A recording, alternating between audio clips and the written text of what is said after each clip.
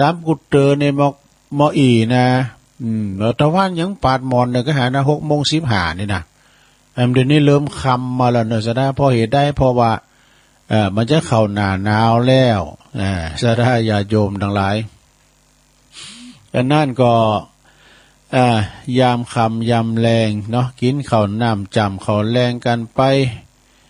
ฟังรายการไปพองนะเนาะอาบน้ำอาบน้องทุกอิริยาบถสี่ก็ฟังกันตามอัธยาศัยในรายการสารธรรมยามคำเนาะวันนี้มาปักกันเป็นวันติดเนาะเป็นวันติดก็ดังที่ว่าตามปกติก็เป็นรายการของอาจารย์พระครูอภิวัฒนวิกรมนะตุลุงก็มาดำเนินรายการแทนเปิ่นติดศาสนกิจเนอะศรัทธาญาติโยมก็อยู่ด้วยกันเนี่ยภาคบ่ายเจ้าเพราะวันนี้เป็นวันห่างวันดานะงานโครงการธรรมสัญจรในวันพุธนี่ก็จะเกิดขึ้นเนาะว่าภาคตั้งแต่ตอนบ่ายไปไผมาใดก็มาบ้าใดก็ฟังทางสถานีวิทยุกันเนาะโอ้เขาของรางวัลมีหนักสถารถถีบก็มีหลายกันนะเพราะว่าพัดลมกาวิทยุกาธานินก็มาต่างตีต่างแห่งมันมาถึงอำเภอสถาเนาะเจ้าคณะภาสังฆาธิการปกำนันเขาชมรมเปิ้นก็เอามาเจาะมาหอมกันเนี่ยนะเปิ้นว่าอันนี้เป็นของกำนันมันจะของกำนันเฮาเดี๋ยวจะเป็นอภินันทนาการเนาะคืนกำไรให้แก่ท่านผู้ฟังผู้ชมที่เปิ้นมาฟังธรรมฟังเทศน์กันในวันพรุ่งนี้นะอลังการของที่เปิ้นเอามาหอมเนาะมีแผ่วข้าวสารมีแผ่วสารหมอลำไย มีหลากหลายเนาะก่อนนั้นมันเป็นส่วนประกอบได้มันได้เป็นหยังแต่เฮาได้กำให้คือหยังกำให้ได้มาฟังเทศน์ฟังธรรมกันพิเศษเนอะศรัทธาญาติโยมทั้งหลายฟังนำฟังธรรมคนเนี่ยกำเก่าคนรักโฮมฟังเพลงนักเลงสอบฟังข่าวคุณใจบ่าวโฮมฟังซอคุณหมอกกำเปิ้งกำป้อชอบฟังในยายคุณเปิ้นไข่สบายอาบน้ำฟังธรรมซะท่าเนาะ ฟังน้ำฟังธรรมไปสุสังละพะเตปัญญังฟังโดยดีก็ยอมจักเกิดปัญญาเนาะปัญญาก็เกิดจากการฟังนั่นแหละศรัทธาญาติโยมทั้งหลายนะต่อไปก็ไปทางสถานีวิทยุที่เปิดมีบุญต่อโสตประสาทหูเฮาได้ฟังถึงจ้องถึงบ้านเนาะขอบคุณสถานีวิทยุแม่ขจารโมเดิร์นเรดิโออำเภอเวียงป่าเป้าเนอFM 94.50 เมกะเฮิรตซ์นะโดยของพ่อน้อยสุวรรณคุณแม่อานงพรหมมินทร์นะอันนี้เปิ้นก็เกี่ยวก้องสัญญาณไปพี่น้องตั้งหลายด้อยเนาะตั้งดอยนางแก้วตำเวียงป่าเป้าก็ฟังกันไปเปิ้นก็ฟังกันหนักกันหลายนะเฮาก็ฟังเปิ้นก็ฟังเฮาศรัทธาญาติโยมทั้งหลายโดยเฉพาะกับตั้งท่านอาจารย์พระครูเขาเนี่ยระดับด็อกเตอร์เปิ้นมาออกรายการบวรวิทย์เนาะอาจารย์ท่านด็อกเตอร์เขาฟังก็มวนตุลุงก็ฟังทุกรายการอาจารย์ท่านพระมหานพดลนะสุวรรณเมธีหลวงพ่อเจ้าคณะอำเภอวังเหนือติดตามฟังตลอดท่านพระครูศิริเขากล้าหลายได้ก็อันลุงโบจัดรายการแบบฆราวาสก็มนที่ตามตุลุงมันคุณเฒ่าไม่ได้ไปไหนแล้วฟังกับวิทยุกวาดวัดไปเนาะฟังกันตลอดแต่เปิดออนไลน์มาก็ฟังไปนะฟังอาจารย์มหาสมศาสตร์ก็อาจารย์สาธิตก็เนี่ยฟังเมื่อคำยามคืนก็ฟังครูบาดอยเขาครูบาแดงครูบาท่านมหาเนาะท่านมหาเสาแก้วเขาตุลุงก็สอบฟังตามปกติเป็นคุณฟังโดยดีนะ วันนี้แล้วก็ทั้งคืนนึงนะวัดห้วยตองซักตะเกือบลืมเลยวัดห้วยตองซักตำบลขวงเป่าจอมต้องโดนน้ำท่วมในสถานเนอะน้ำท่วมพิตีคุณเรือสัญจรไปมาข้ามได้ก็รถ10 โลนะรถหน่อยข้ามมาได้เดี๋ยวนี้ท่านระบายแล้วเนาะอันในภาพในข่าว ขนาดวัดพระธาตุดอยแดนอยู่บุญดอยยังโถมขึ้นหมดแล้วเนาะเหล่ายาวนะวัดของปลงสีวังครับบนบางคมเนตรแม่จำปีไปอยู่ไกลน้ำเนอะ ปอดุลเขาเนี่ยนะเปิ้นถ่ายเมื่อพอโอ้หน้าพระเจ้าหลวงน้ำไหลตะลนอ่ะวันนี้ก็หอยดินจีเปิ้นไปกินเพื่อตานกล้วยสลากก่อนน้ำหน้าวัดก็ไหลตะลนนะอย่างน้ำปิงว่าเปิ้นว่าโอ้ฝนในปีหนึ่งนะแต่ฝนบ่จะตกน้ำวันนี้นะน้ำมันข้างมันไหลมาจากดอยเนาะสถานเนาะสำหรับวัดห้วยตองซักนะก็ FM 98.75 เมกะเฮิรตซ์เนอะโซนไต่ไซแต่ก็ฟังนะก็ระมัดระวังคุณที่อยู่ไก่น้ำไก่ตา น้ำมันหลากหลายเนาะน้ำไหลขนาดน้องเคยปะเคยหูมากะบันเฮาเมืองเฮาบันเปิ้นก็เหมือนกันเนอะต่างประเทศว่าคุณน้ำมันเคยนองก่อนนองมานะสดาญาโยมก่อนนะว่าอยู่ตีนเหลือบด้อยอยู่เขาอยู่หิมพามหินก็ปลอดภัยปลดตัวมาถึงเฟืองเพราะว่าหมันมันหินสีมาเนาะเดี๋ยวนี้มันได้นะมันโลนเฮ้ยเนี่ยมันเลินแบบว่ามันสไลด์เนาะดินมันสไลด์มันน้ำไปมันฝนตกสีมันน้ำไปแล้วกันฝนตกบามันโกแล้วมันน้ำมันไหลมันเต้นจืมเข้าไปแล้วน้ำฝนตกสีเนี่ยเท่าอันนี้ก็มันน้ำมันก็นักเขานะมันก็ลืนถลายไปอันนี้ก็น้ำดินหินผาเนาะสดาเนาะเรียกว่าธรรมชาติมันแปรปรวนเหมือนกันนะเอาแล้วสดาญาติโยมทั้งหลายกันไปกันมาวันนี้ก็จะได้มอบนะธรรมบรรณาการในมรดกธรรมเนอะศรัทธาญาติโยมได้ฟังไปกินข้าวไปในธรรมมรดกธรรมปืนเมืองเป็นธรรมสอนเนาะเรื่องกับงานสาทำงานศพงานสากาเนาะมันเป็นธรรมที่ว่าสอนจิตสอนใจพี่น้องศรัทธาได้ฟังกันไปแก่งอมแก่เงากันเดียวตุลุมก็สอหาซาดกมาเล่าแถมไม่กันเนาะแล้วก็จะเล่าใน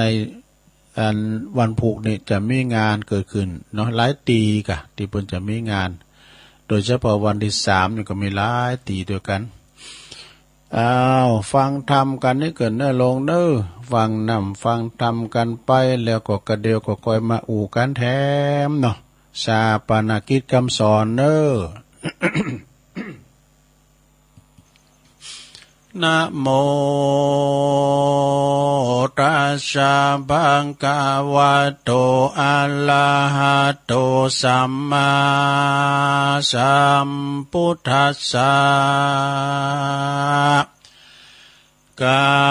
ลยังนังกาเลกัลยานังปาปะกาเลจะปาปะกันติสาทะโวดุลาสะโปลิสะตังหลายทั้งหญิงใจหนุ่มเทาเมษาตาเก้าเป็นประธานนำดวงบานดอกไม้มาใส่ไว้เนื้อคานเลี้ยวปากันก้มเก่าไว้แก้วเจ้าสามปาการเลี้ยวสัมมาตานาสินกดแขวดเมสิน5 สิน 8ดวงสายย้อนเมใจชื่นจอยมักไฟห้อยตั้งทำจงดาจำฟังที่เอาเป็นที่สอนตนแม่นพาลากุศลพาเสดได้บังเกิดไม่มาจุมสาธามวลหมู่ทวนนากู้ยิ่งใจ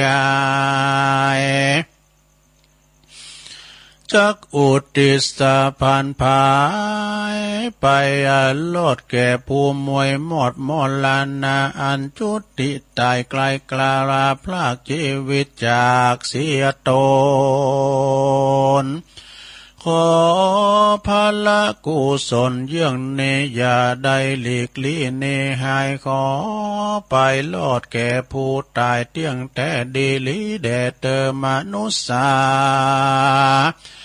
อ่านว่าคนนานโลกไตทวนนาค่อยยิ่งใจเกิดมาได้ปังเป่าบ่มีอันใดแล้วติดตน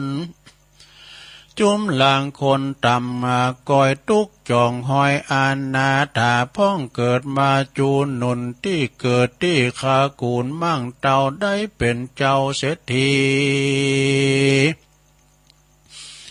เขาของเมหลายหลากบ่อตุกยากอันใดพ้องก่อมไม่เขียนใจไม่มาดมีพยาธิมาแฝ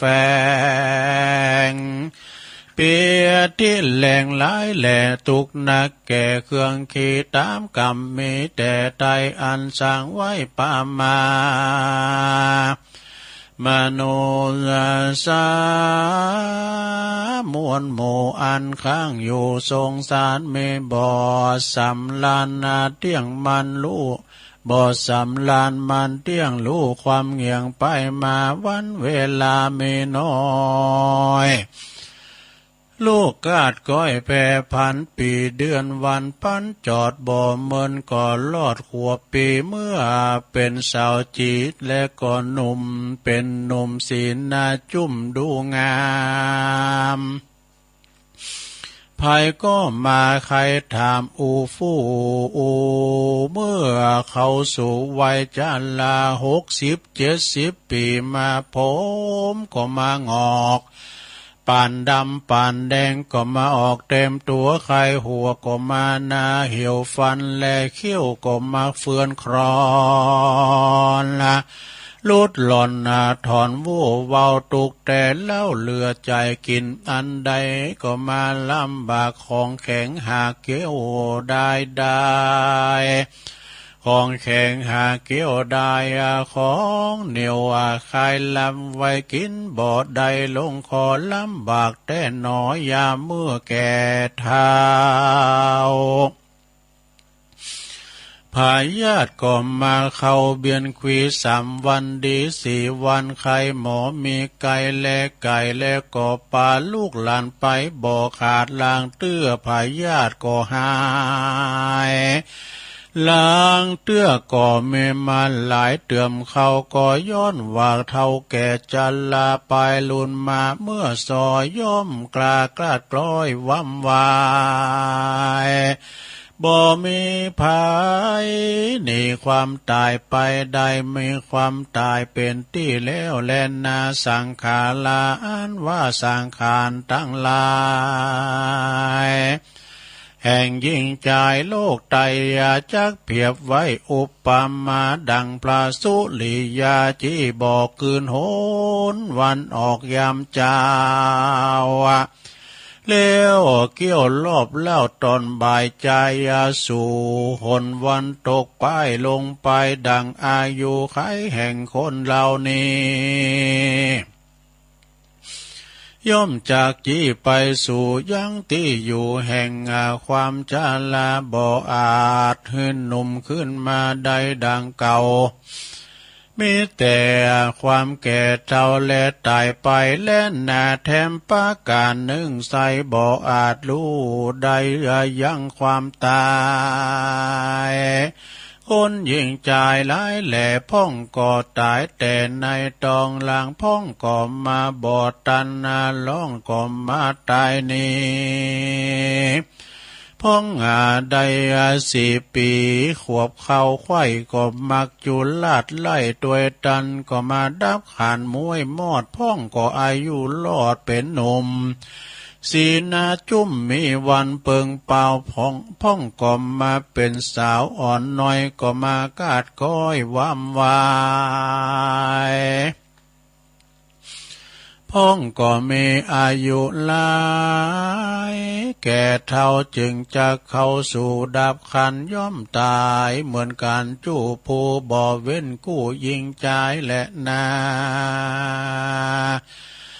มนุษย์อันว่าคนยิ่งใจม้วนหมู่อันมีอยู่ลวงลายกันวำวายกลาพลากและก่อนละศพซาของตนไว้เมืองคนดังเก่าหือป่วยแนวลงปัทวีบาปบุญมีมากน้อย จักจองหอยโตต่อจนตามกรรมตนได้สร้างไว้ตั้งแต่ไทยเดิมตีดังบาลีแต่กาวอันพระพุทธเจ้าหากเทศนาว่ากรรมมุนาวัตติโลโกดังเนอันว่าจุมสัตตาตั้งหลายในโลกย่อมอาโภคสวยกรรมอันกัดอันนาตนใดกาตำสร้างไว้จูน้อยใหญ่ยิ่งใจกันว่าสร้างกรรมลายกลายหยาบจักมีบาปลาวีใดเครื่องขี้ไม่มาตุกบ่ขาดวันยามนะการสร้างบุญตามติดต่อเมสินก็รักษาบุญจากป่าพ้นจากต่างตุกยากยุประการได้เจยบานจื่นจอยดังไฟหอยผาทานนาอุปมานั้นใสดังเล่าหวานงาดำไว้เป็นไม้งาย่อมบอกกายเป็นเขาย่อมเป็นดังเป็นงาดังเก่าดีลีอุปมาเมดังในอันเก่าจี้ไข่มานั่นแหละนามาละนางอันว่าความตายในใส่ไผบ่อาจห้ามใดดีลีแม่นพระมูลเนตนปิ่นเก่าและเชื่อโคตรเงาอรหันตาตนมีบุญญามากกวางไผบ่อาจอ้างเตรียมตันก็ยังดับขันมูบมูแม่นเทพอยู่บนเมืองบนอินตาโตนเจ้าฟ้านางนอนลาเทวดายังตั้งยมมาลาจาติลาพรามสามนาอาสินสีตนมีฤทธิ์หลายแหล่บ่เว้นเว้ความตายดังยิ่งใจโลกลาแม้นเป็นเจ้าฟ้าทันลงเมืองยาสาเหลืองแผ่กว้างควายตาตั้งแดนไกลยังกาไก่ก้อยกาตายอันดับขาดเป็นผีหรือเป็นเศรษฐีอยู่สร้างมีสัมปติอ้างลวงลายก็บ่อาจซื้อความตายไว้ได้ย่อมดับขันมาย่อมดับไม่เป็นผีเขาของเมมวลหมู่ละก็ละอยู่กู้สาทานจุ่มลูกหลานตานเต่าได้เป็นเจ้าแทนไปบ่มีภัยแต่ใส่หลีกเว้นใดตั้งตายการว่าวำวายมวยมั่งจากโลกกว้างโลกีสัมปติเมน้อยมากก็จักมาหามลากตัวไปก็มีแต่ก็บ่ได้มีแต่คนไขกล่าวอูว่าคนมูบมู่เมื่อมอนละ จากใดก่อนหรือหาบยังบาปยังบุญและบาปด้วยไปบุญบาปได้สร้างไว้ย่อมจากใดติดตนเฮอใดสะเวยผลไปนาบ่อเนินจะดีลีดังบาลีแต่กาวอันพระพุทธเจ้าหากเทศนาว่ากัลยาณกาลีกัลยาณังปาปะกาลีจะปาปะกังวัจจานังกล่าวจีแจ้งทีกิยาว่ามนุษย์โลกใดสร้างกรรมไว้สันใดกรรมนั้นจักใดไปตอบใส่ใดร้ายและดีการกาลีหยาบจะสร้างสร้างบาปกลาจังไลบาปจักป่าไปแตนตอบได้ตกยอบได้ต่ำยอบเครื่องขี่ตกอเวจีต่ำตายตุกเอาไม่ขึ้นวันได้หันจาดเนบ่มีที่สงสัยกันว่าผู้ใดได้สร้าง ยังบุญมากกว่างกับตัวกับบอดต้องกัวตำกอยจักได้จื่นจ้อยเจยบานสุขสำลานบ่ขาดตั้งแต่ชาติปัจจุบันกันว่าดับขันกลาภาคตายเสียจากเมืองคนย่อมเอาตนไปเกิดในห้องฟ้าเลิศเมืองสวรรค์บ่อยาจะและนาปันดังมิปันดังคนยิงใจน้อยใหญ่ใหญ่น้อยมักไฟหอยต่างดำกาดำกำถอยจากมักบาปกล้าทาโลนการกุศลน้อยมากก็มาเว้นจากเสียไกลกันคนมาไขบอกกล่าวให้รู้ข่าวกองดี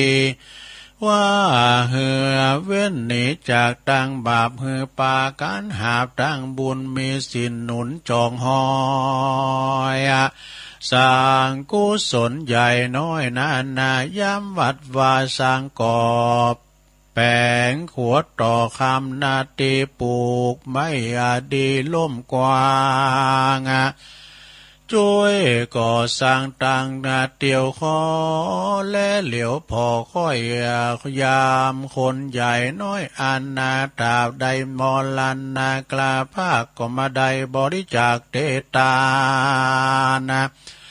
มานซ้ำมาแสงขานกล่าวถอยว่าต่อคนใหญ่น้อยยิ่งใจว่าธรรมาดาตังละธรรมว่าธรรมต่างหลายกูขอเกยฟังต่อกันมารู้ขียาต่างโลกรู้อาโภคต่างทำการบุญนำนั่นใส่ขอเอาไว้วันลูนะจักกาตำบุญติดต่อภาวนาก่อฮัดใจมันจะไขเก่าอ้างมีต่างหลายอาละที่แต่ตัวมันนั่นใส่ก็ได้เป็นอายบาปใหญ่มัวดำบ่เคยฟังทำถอยวาดบ่เคยใส่บาตรยอดตานสิ้นเจียงขันหาเส้นก็มาลบหลีกเว้นเสียไก่เต้าลงไหลหลิงลูเข้าไปสู่ตั้งวายการว่ามันตายมวยมั่งบาปก่อสร้างว่าเอาไว้ก็มาผ่ากดใดเล่งหันจักวันขึ้นนับจักวันไปสู่ยังที่อยู่อเวจี500 ปีเป็นขนาดใดไม่มาดเรือผ้ามานกรรมมาตัวหารแต่ก่อนใดยุดย่อนหายหนีวิบากเมบ่เหือดกันใดมาเกิดเป็นคนก็เมเนื้อตุนบ่ทวนครบไข่ล้วน32อันใดขี่มองต่ำก้อยตุกจองหอยอันนาทาเข้าของหาบ่อใดเป็นเปียตีไข่บ่อขาดยาก็บ่อาจจักหายเกิดหน้าใจหมายไฟหอยย่างของใหญ่น้อยอันใดก็บ่สมใจสักหยาดเตี้ยงก้อยกาดไกลกลาอายุวาสาก็มามินสันเตียวบ่อเตี้ยงมันปันตายย้อนบาปหลายสร้างไว้มาเลยไล่ตัวตานั่นแหละนาตาสามาเหตุนั้นสายคนโลกไตยิ่งใจฟังกรรมหมายโอวาทแห่งปราตนอาจศรัทธาจุงรีบหาก่อสร้างแต่ถ้าตั้งดีสัทธามีอย่างเชื่อมีสินกูเมื่อเป็นนามายเห็นลิความละอายต่อบาปอันละยาปะโลโอตตะปะบ่โอตตะปะมีความกลัวสะดุ้งต่อบาป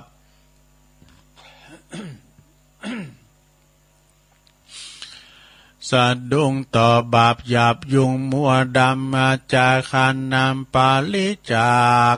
ยังเขาของมากน้อยเป็นตานาปัจจาปัญญาญาณรู้แจ้งรู้ยังแห่งกองธรรมนะรู้ต่างดำเอาไม่เลี้ยวปฏิบัติใดกองดีอย่าใครว่าตีกล่าวอ้างว่าเอาว่าบ่เว้นว่างยังการนะอย่าจาหารกล่าวตอยว่ายังหนุ่มน้อยเจ้าจี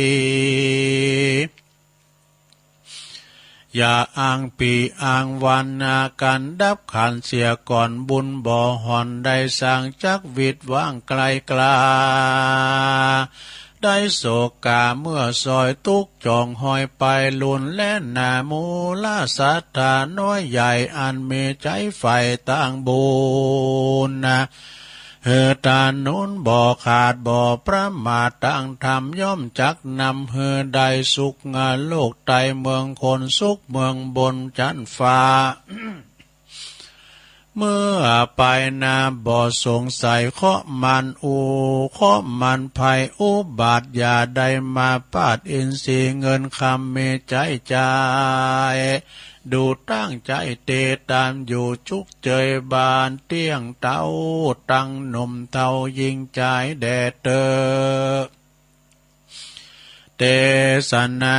วาสานิธรรมเตสนานิทิตังขียาสังวันนานาวิเศษจาห้องเหตุธรรมจาปนาคิดกรรมสอนก็บางโกมโสมเรสเด็จแล้วเต่านี้ก่อนแลสาธุสาธุสาธุเอาแล้วศรัทธาญาติโยมทั้งหลายจาปนกิจกรรมสอนตอนสุดท้ายกุมะไปหน่อยตาคุณเถ่าเนาะมันตาลายก็จบลงไปมรดกธรรมเด้อปินธรรมเมืองธรรมจะตัวเมืองนะก็คือธรรมตัวเมืองเขาก็ว่าธรรมปินธรรมเมืองธรรมบรรยายนี่ธรรมบรรยายก็ณโอกาสบัดนี้เนาะมรดกธรรมก็สาธโว ฟังเปิ้นก็โมนฟังเฮานี่มันสิว่ากุมะไปหน่อยก่อมปิยังเนาะสถานเนาะเน้อธรรมมันดีนะเมื่อเน้อธรรมมันดีก็จบลงไปเน้อศรัทธาต่อนี้ไปก็เอาอันนี้มาวาทำกรรมหนึ่งเกินกินข้าวไปก็ฟังทำไปแล้วจะแก้นข้าวตัวฟังตุเตเดี๋ยวแกนใจต่างก็อดเอาเนาะวันนี้ศรัทธาญาติโยมทั้งหลายเนื่องจากว่าตุลุงก็เพียเหมือนกันเนอะกูเตือนมันหลุยไหลมันนอนล่ำกลางวันน่ะแต่วันนี้เราครูบาอาจารย์เปิดก็มากันหยอกย่อยปอบ้านแม่บ้านเปิดก็มาทำหุงหาอาหารทำถวายภัตตาหารเพลครูบาอาจารย์เปิดมาช่วยการช่วยงานเอาโคมาหอมหองกายกันเนาะตุลุงก็ฝ่ายปฏิคมตอนรับพระตุปีตูน้องตุปอตุอาวเขาเนี่ยเปิดมากันฝากตอนบ่ายก็มีแถมอีกกันเนาะศรัทธาก็เพไปหน่อยเพไปว่าหยังมันนึกเหนือเมื่อยล้า แต่ก็ทำหน้าที่ไปซะนะเนาะนะธรรมะคือหน้าที่อย่างวานะ ก่อนนำเรียนหลวงพ่อไปได้เข้าสวดมนต์โดย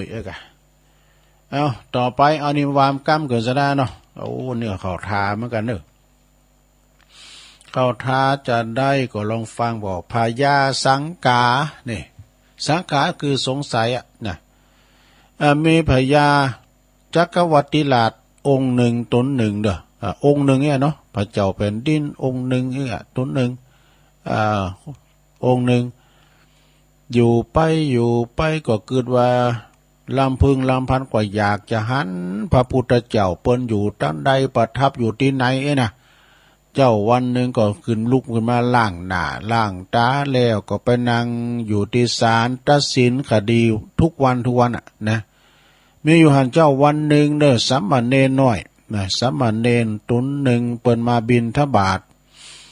แล้วก็มายุดยืนอยู่ที่หน้าวังของพญาจักรพรรดิตอดพระเนตรพญาจักรพรรดิตอดพระเนตรหันเข่าเนาะ ก็คิดว่าอันนี้เป็นคุณอย่าว่าโหลาดงานโหโลนนี่นะแล้วนุ่งผ้าก็สีเหลืองเนี่ยพญาก็มีความสล่างสังกาหันแปลกๆอย่างนี้แล้วก็จึงเจินนิมนต์นะเน้นขึ้นมาตำบุญขึ้นมาตำบุญศาลาตัดสินคดีความนะพญาก็ถามว่าตันปิ้นไผปิ้นอย่างได้เยาว่าโหก็โล่นเยาลุงผ่าเหลืองเหมือนเปินนี่นะสมณเณรก็ตอบว่าโอ้ข้าเดปปพญาปิ้นเจ้าข้าพระเจ้านี่ปิ้นสมณเณรหลวยนะปิ้นสมณเณรพญาก็ถามว่าตันปิ้นสมณเณรอย่างใดท่านเกิดที่ไหนเนี่ยเป็นสงสัยด้วยก็สมณเณรก็ตอบว่าก็เฮานี่ก็ปิ้นสมณเณรเพราะว่าพระพุทธเจ้าโบสถ์เฮาเนอะนี่นะพระยาก็ถามว่าพระพุทธเจ้าเนี่ยเปิ้นอยู่ที่ไหนเปิ้นประทับอยู่ที่ไหนไขหันแต่เนอสามเณรก็ตอบว่าโอ้พระพุทธเจ้านี่เปิ้นอยู่ป่าปูนป่าที่ไหนป่าอิสิปตนะมฤคตายวันปูนนี่นะพระยาก็เลยถามไปว่าป่าอิสิปตนะมฤคตายวันนี่มันอยู่ที่ไหนนี่นะสามเณรก็ตอบว่าโอ้มันอยู่ไกลเนี่ยเจ้าพ่อพญาอยู่ที่ไกลพอสมควรไปก็จะหลายวันหลายคืนถึงจะไปถึงเนอะนี่นะพญาก็ถามว่าแล้วก็ท่านนี่มาจากไหนนะท่านนี่วันนี้ท่านมาจากไหนสามเณรก็ตอบว่าโอ้ก็เฮาก็ลุกจากป่าอิสิปตนะมฤคตายวันปุณกามานะพญาก็ซ้ำสงสัยว่าทำไมตันถึงเดินทางมาโดยวันเดียวก็มาถึงอีนะโอ้สามเณรก็ตอบว่าปุถุเฮามีกระทาเหาะดู เฮาเหาะมานะเฮาเหาะมาทางโลกอากาศไปเนอะทางหันทางบนทางอากาศไปนะเฮาเหาะมาเดียวก็ถึงแล้วอีนะต้องเปลืองน้ำมัน ข้าได้แต่เนอะกระทาเหาะนี่นะเนาะเปิ้นได้ฌานโดสามเณรเปิ้นแก่กะเปิ้นจบฌานแล้วปก็ฌานมานี้นะพญาก็ตอบว่าเฮาก็อยากจะหันพระพุทธเจ้าแต่เนอสามเณรเอ้ยถ้าเฮาจะไปเนี่ยจะไปถึงก่ออีนะสามเณรก็ตอบว่าถ้าหากปอพญาเจ้าจะไปนะก็คิดว่าคงจะหลายวันหลายคืนอยู่เหมือนกันเนอะนี่นะพญาก็ถามว่าป่าอิสิปตนะมฤคตายวันน่ะมันอยู่ที่ไหนเฮาบ่ฮู้นะขอสามเณรสูงไปได้ก่อไอ้นะไปสูงได้ก่อสามเณรก็ตอบว่าถ้าอย่างอันก็พระราชาไข่ไปปรารถนาไข่ไปก็เอาได้อาตมาจะไปสูงไว้กะสามเณรก็หับอาสาไปสูงพญาจักรพรรดิก็มีความต่างอกต่างใจให้เป็นแน่แต่ถึงกับสละบ้านเมืองวะนะแล้วก็ทรัพย์สมบัติทั้งหมดกับลูกเต่าองค์แตนไปนะพญาก็เดินทางไปป่าพร้อมกับสามเณรนะ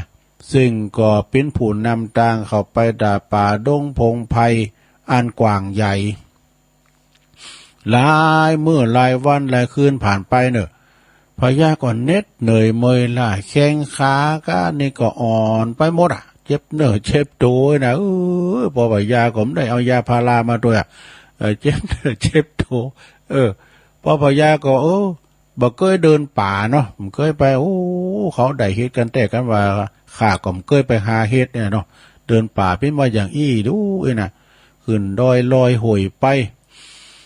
ป้อนนานๆเข้าไปเจ้าปอพญาก็เดินบ่ไหวเดินบ่ไหวก็เลยยางหัวใจก็ดุยางกับเดินวันเดียวกันแต่กันเนาะเดินไหวก็เลยคุบเข่าเดินเข่าดูเดินเข่าไปนานเข่าหัวเข่าก็อ่อนน้ำแล้ว หัวเข่าก็เดินไหวดูก็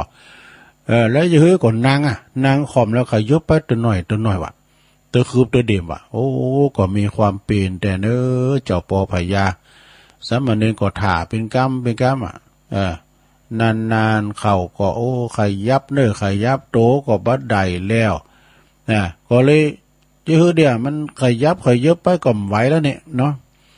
แล้ว พระเจ้าปอพญาก่อนนอนว่ะนอนเอาอกเลินถลายไปเนื้อหนาแผ่นดินว่าดุพญาก็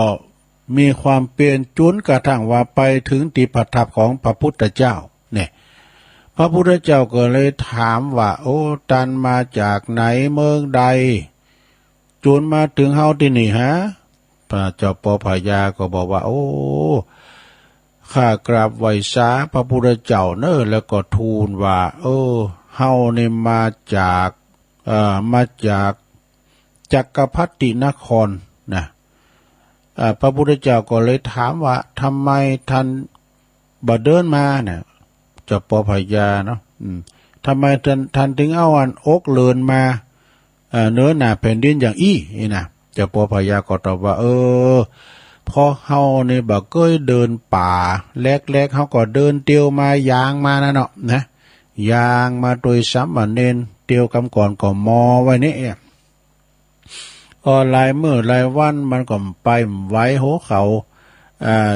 เตียวมันก็คัดแข้งคัดขาไปเดินบ่ไหวนิดเหนื่อยเมื่อยล้า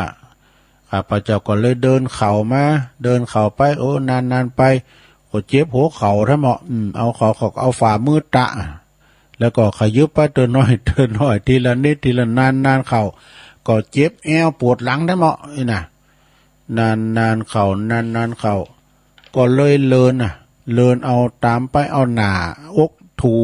แผ่นดินไปจะนี่ไอ้น่ะเพราะว่าอยากจะย่นโฉมชมบารมีของพระพุทธเจ้าแทบขาดใจหรอก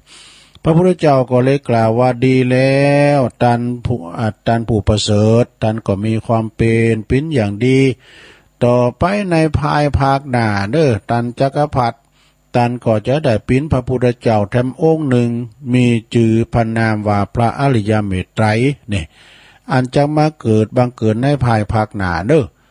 เจ้าปอพญาก็เลยอยู่อุปถากพระพุทธเจ้าจนว่าสิ้นพระชนแล้วก็ได้ไปบังเกิดบุญสงสวรรค์แจ่นดุสิตปินเทพบุตรชื่อว่าอริยเมตไตร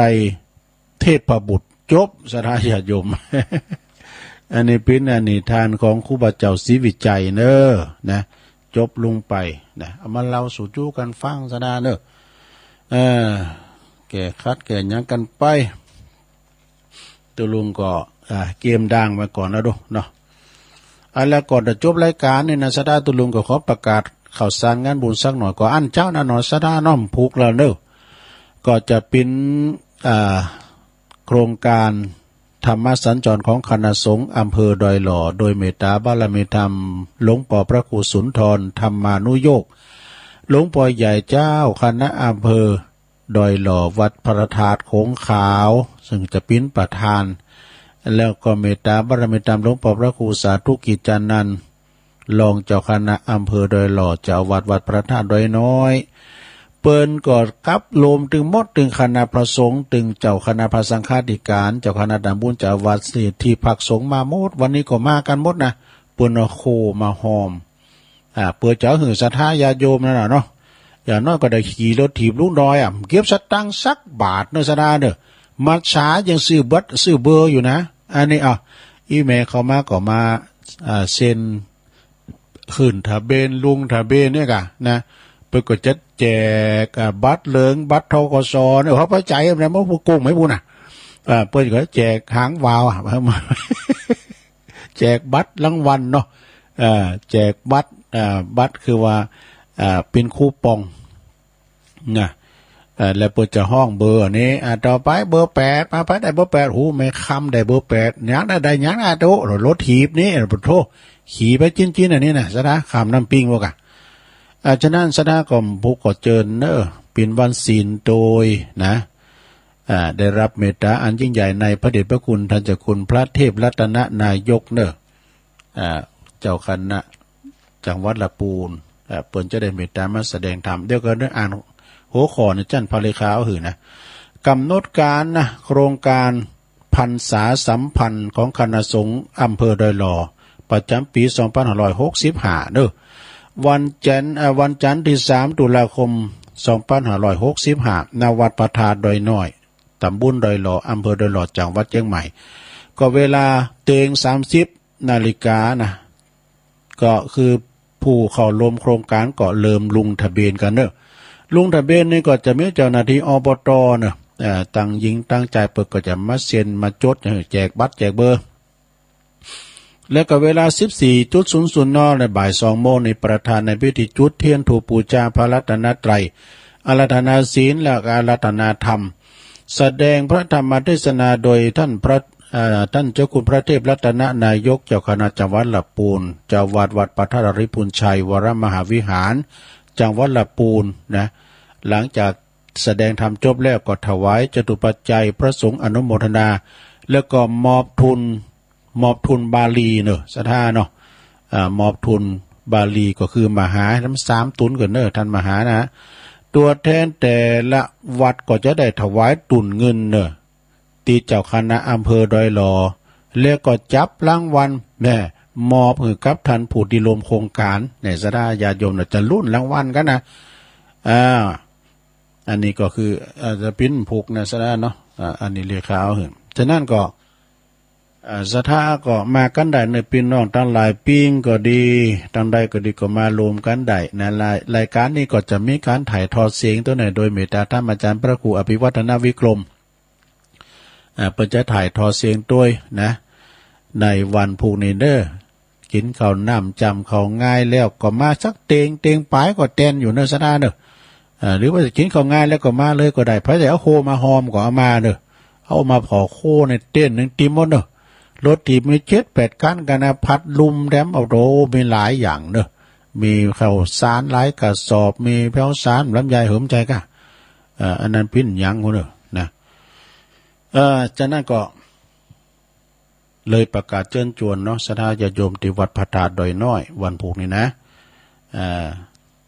จะประกาศอันที่2ในก็วันที่6 ตุลาเนาะอันนี้เสียงเนี่ยเปิดไปตั้งหลายดอยเนาะ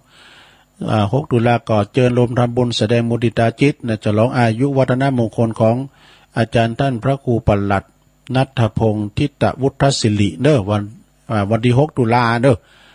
6 ตุลาเปิดอายุใดเจริญมาได้อยู่34 พรรษา 14ว่ามันออก50ออกอายุตุลุงพอเนี่ยฮะอายุตุลุงไปใจนะก็มันก็เคยอายุ50ลุงนะ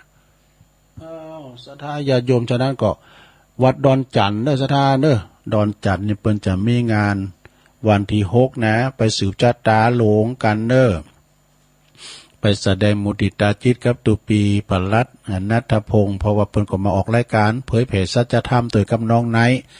ตอนบ่ายก็จะมีการห่มผ้าพระธาตุเด้อสถาก็ไปรวมทำบุญกินต้านกันเนาะแล้วบ่สถาตุลุงยอบย่างกันเด้อไปฟังไปไหนกันเดียวก็มาเปิดสายนะแล้วก็จะมาเล่านิทานแถมเนาะแล้วก็ประกาศข่าวสารงานบุญน้ำ2-3 งานแล้วก็เปิดสายกับเป็นลำดับต่อไปเนอะตุลุงยอบย่างก่อนเนาะข่าวกรมประชาสัมพันธ์ฟังธรรมจักสูตรธรรมจักกับวัฒนสูตรก่อนเนอะกันเดียวมาปากันเจริญพร